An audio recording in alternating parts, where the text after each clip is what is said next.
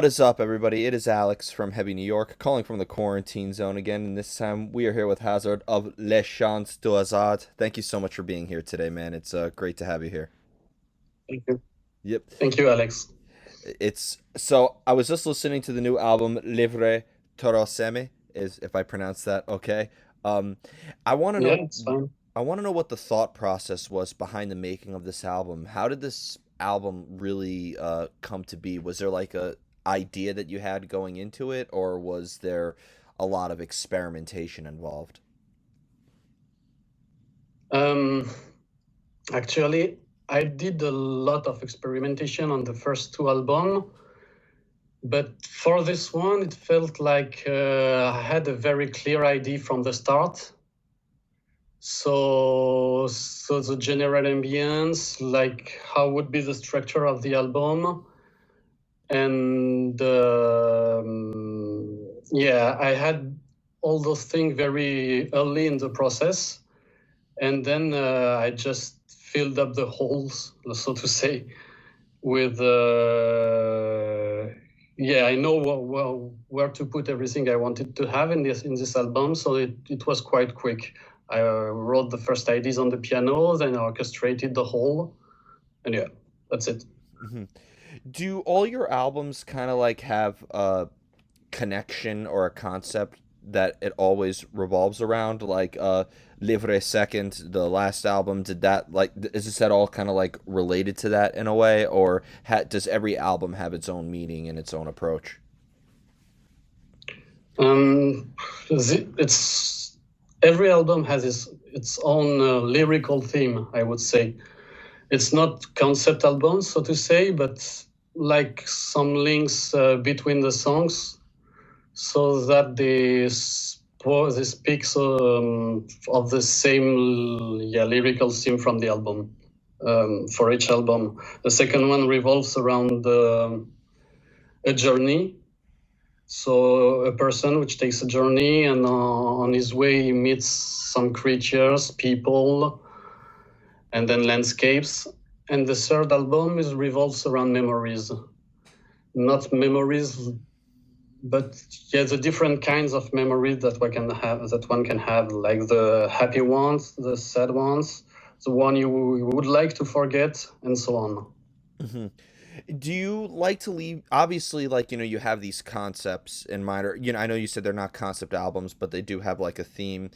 Mhm. Obviously this influences the lyrics, but do you feel that maybe a theme could influence the music itself as well? Of course, of course, yeah. I have maybe a plan for the future with Les Chants du Hasard to do some. So to start from the other side, to first do the lyrics, all the lyrics, and then make the music afterwards. Wow. So I think yeah, the mm. Do you like to leave That's oh, you're saying? no, that's it. That's all I had to say. Uh, do you like to leave the albums open to interpretation, or do you kind of want the listener to be engaged in what into the subject matter that you're singing about? I prefer the listener to to have his own ideas about to imagine what the music is about, because I mean I know that a lot of people don't speak French, don't understand it anyway. With the kind of either opera vocals or metal vocals, it's hard to understand. So, and the lyrics are very personal. So it's mostly something for me that I do for me, but I try to concentrate more on the music, and with the idea that the listener can make then his own, let's say, story around the music. Hmm. And could maybe a listener telling you their person of the story? Because when I like listened to the new album and I like look at the artwork and listen to the music, it almost is kind of like it takes me back through a moment of time. It almost kind of like makes me feel like I'm in a sort of Victorian era, but like in a realm of chaos in a way. This is like my interpretation of it. It's almost kind of like a bridge between a pre-apocalyptic universe and a post-apocalyptic universe. And could maybe somebody else's conclusion maybe change your perspective on the music in a way? Um, I mean, I like to hear what people actually hear in the music I do, because it's completely different from what I imagined. It's always been like this. So I'm very interested in hearing about what people feel, or what pictures come to their mind when they listen to the music. And your interpretation is spot on, actually. Like something between the past and the future, quite anachronic. And yeah. Yeah, because I've always said that there's really no such thing as the past in a way, because I think, I'm a huge, I have an obsession with like the butterfly effect where you can like go back in time and alter certain things in the past, which change the future. So I've always thought that like, well, there's parts of history we can't go back to. There's always wondering how different would the future be had this certain situation didn't happen. So I almost consider this album to be like I call it the black metal butterfly effect. Yeah, it's an interesting idea, actually. To what could have been. Yeah. Well, actually, I read one review where the reviewer talked about it's like what metal would have been if there wasn't electricity. It's kind of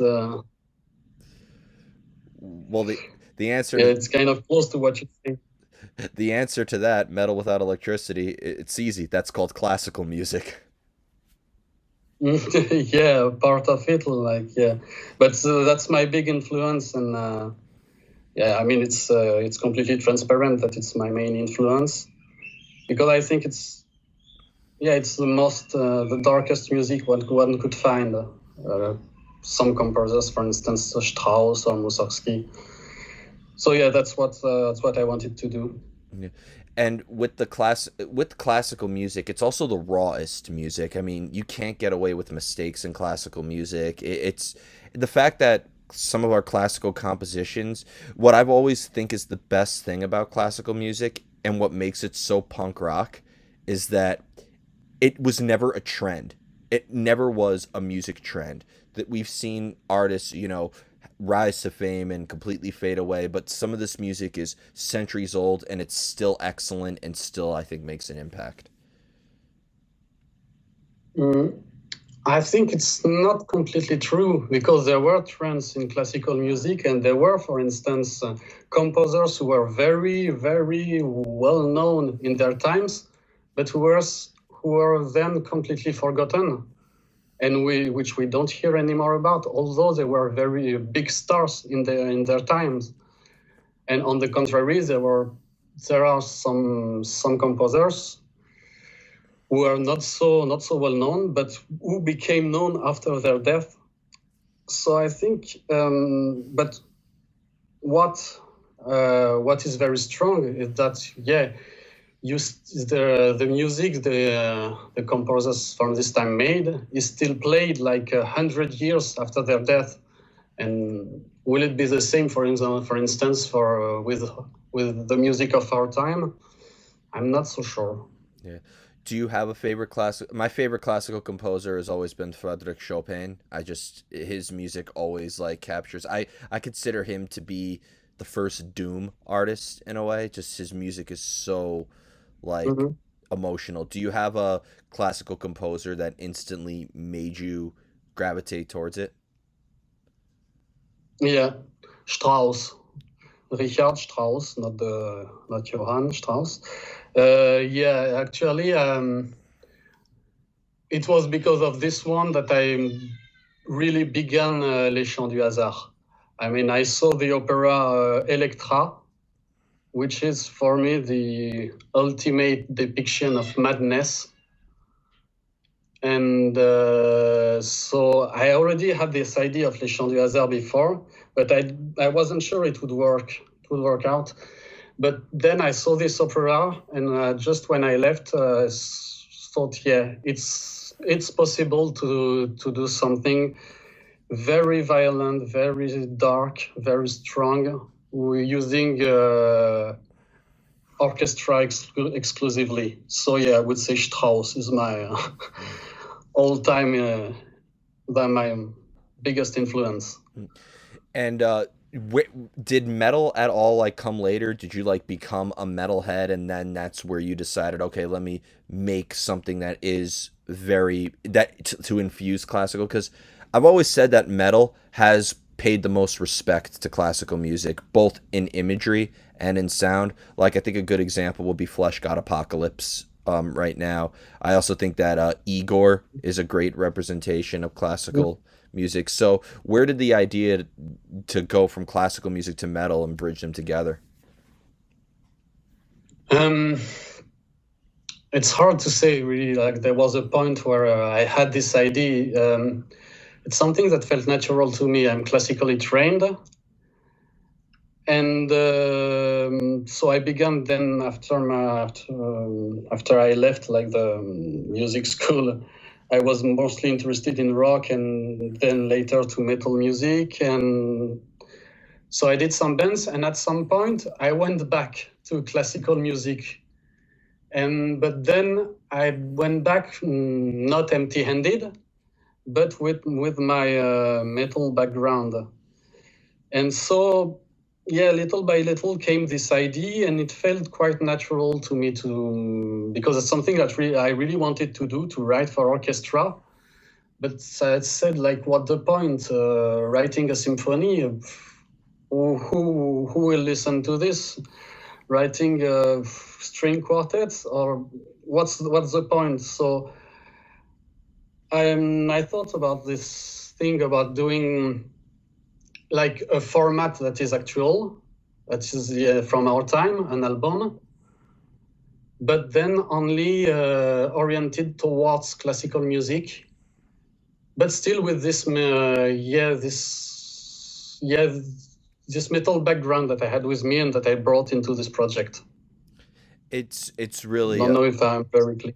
yeah, that was a very great representation too, because it's really surprising on how many musicians. Like I know that Andreas from Sepultura has a great classical background.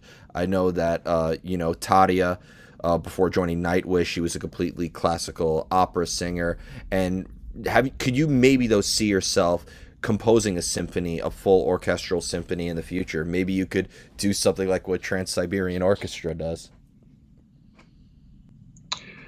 Um, Once again, that's something I would like, but I would say, what's the point if my music is not played? Like if right now hiring an orchestra is out of my reach, mostly because of the financial side of the thing. It's expensive to have an orchestra, and either you get an order. I don't know how to say in English, but it's like an order. So an orchestra wants you to write a piece for them, and then you get paid. But or yeah, you pay the orchestra. But right now, I don't see the point in doing that, because I know my music wouldn't be played by an actual orchestra. So that's not something I have in mind. Yeah, never say never though. Never say never. Yeah, hopefully. Yeah, because I do think that Les Chants du Hasard's music is really, really beautiful to listen to. Even though it is dark and it's full force, I think it represents sort of like an essence of twisted emotion. I feel like you capture the essence of how humans can succumb to madness in a way. So I think that even if the music didn't have lyrics, or if the music didn't have, a theme behind it, I think just the melody and the sound that's incorporated is going to be relatable to humans now, especially in a time of anxiety and so much isolation. Yeah, thank you. That was my goal, and you if you say I managed, I'm very, very happy to hear this. Yeah.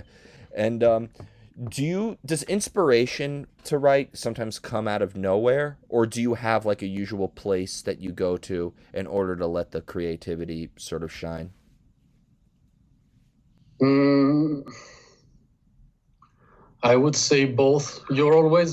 You sometimes have always like ideas that come to mind, and you say the perfect idea. So yeah, sometimes it's really the perfect idea, and it's what you needed. Most of the time, it was completely a bad idea, and so you have to move on. But my process is to have the same routine, and it's how it's easier to always get to work. So it's like every day 2 hours composition, always at the same time. So for me, it's mostly between 10 p.m. and 12 p.m.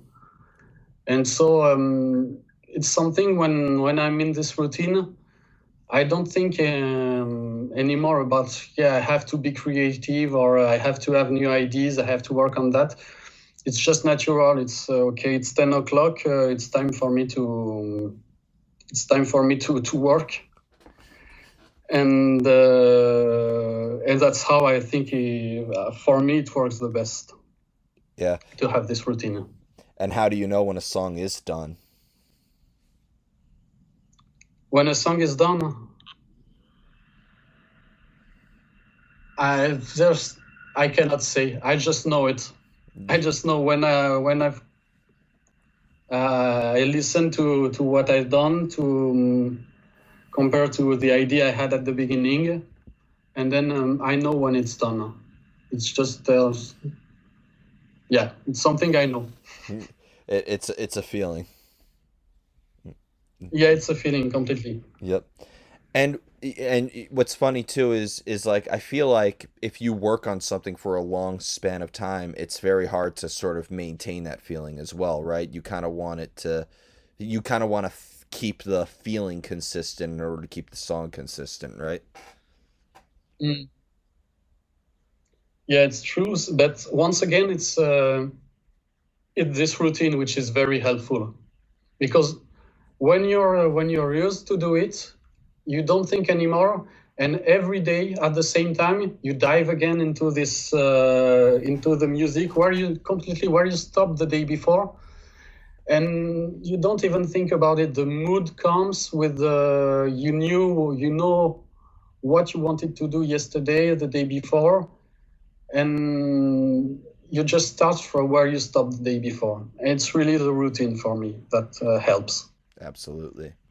So before we go, I want to thank you so much for your time today and for such a great, informative discussion. And I can't wait for more people to hear this music, and I look forward to what you have in store. Is there just anything else that you would like to promote or plug with the release of the new album, or anything else that you would like Yeah, to? I would like to thank you for this interesting interview and unusual questions, which were very interesting. And yeah, to the listener, I would say maybe it's not your cup of tea, but just try it. You'll never know. Yeah, this is you have the type of music that's gonna make people like I feel like discover what they like without them even knowing it. That's what I think. I think you're gonna this music helps people discover their inner madness. Yeah, thank you. Yeah, If thank it's you. like this. Thank you. Everybody, we are here with Les Chants de Hasard.